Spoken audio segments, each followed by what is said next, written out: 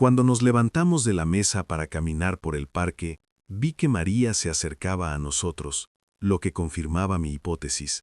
Había esperado ese momento para acercársenos, evitando la absurda conversación en la mesa. Cada vez que María se aproximaba a mí en medio de otras personas, yo pensaba, entre este ser maravilloso y yo hay un vínculo secreto. Y luego, cuando analizaba mis sentimientos, advertía que ella había empezado a serme indispensable, como alguien que uno encuentra en una isla desierta, para convertirse más tarde, una vez que el temor de la soledad absoluta ha pasado, en una especie de lujo que me enorgullecía.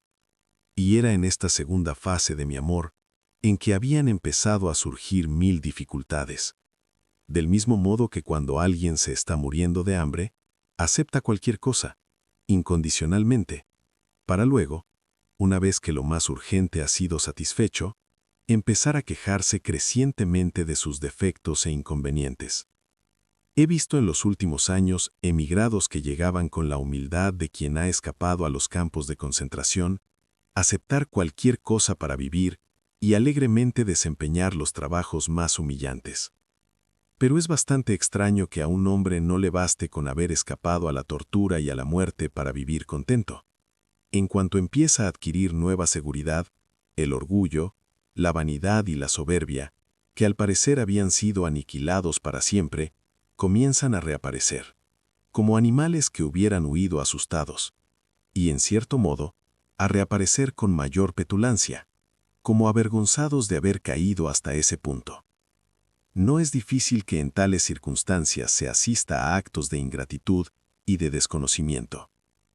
Ahora que puedo analizar mis sentimientos con tranquilidad, pienso que hubo algo de eso en mis relaciones con María, y siento que en cierto modo estoy pagando la insensatez de no haberme conformado con la parte de María que me salvó, momentáneamente, de la soledad. Ese estremecimiento de orgullo, ese deseo creciente de posesión exclusiva, debían haberme revelado que iba por mal camino, aconsejado por la vanidad y la soberbia. En ese momento, al ver venir a María, ese orgulloso sentimiento estaba casi abolido por una sensación de culpa y de vergüenza, provocada por el recuerdo de la atroz escena en mi taller. De mi estúpida, cruel y hasta vulgar acusación de engañar a un ciego. Sentí que mis piernas se aflojaban y que el frío y la palidez invadían mi rostro. Y encontrarme así, en medio de esa gente, y no poder arrojarme humildemente para que me perdonase y calmase el horror y el desprecio que sentía por mí mismo. María, sin embargo, no pareció perder el dominio. Y yo comencé inmediatamente a sentir que la vaga tristeza de esa tarde comenzaba a poseerme de nuevo. Me saludó con una expresión muy medida, como queriendo probar ante los dos primos que entre nosotros no había más que una simple amistad. Recordé con un malestar de ridículo una actitud que había tenido con ella unos días antes. En uno de esos arrebatos de desesperación, le había dicho que algún día quería, al atardecer, mirar desde una colina las torres de San Gemignano. Me miró con fervor y me dijo, «¡Qué maravilloso, Juan!». Pero cuando le propuse que nos escapásemos esa misma noche, se espantó. Su rostro se endureció y dijo sombríamente, «No tenemos derecho a pensar en nosotros solos. El mundo es muy complicado». Le pregunté qué quería decir con eso. Me respondió con acento aún más sombrío. «La felicidad está rodeada de dolor». La dejé bruscamente, sin saludarla.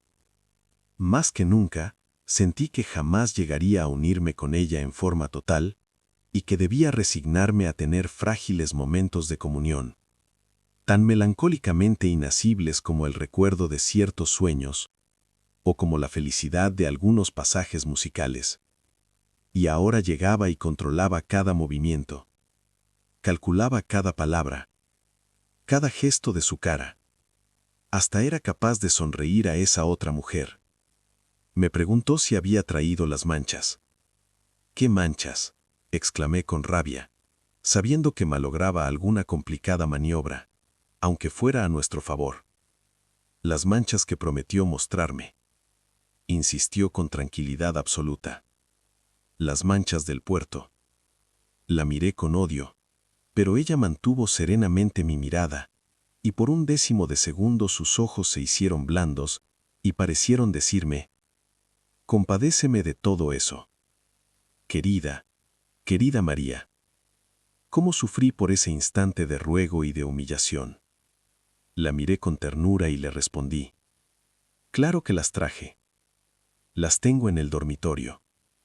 Tengo mucha ansiedad por verlas», dijo nuevamente con la frialdad de antes. «Podemos verlas ahora mismo», comenté adivinando su idea. Temblé ante la posibilidad de que se nos uniera Mimi. Pero María la conocía más que yo, de modo que añadió enseguida algunas palabras que impedían cualquier intento de entrometimiento. «Volvemos pronto», dijo. Y apenas pronunciadas, me tomó del brazo con decisión y me condujo hacia la casa. Observé fugazmente a los que quedaban, y me pareció advertir un relámpago intencionado en los ojos con que Mimi miró a Hunter.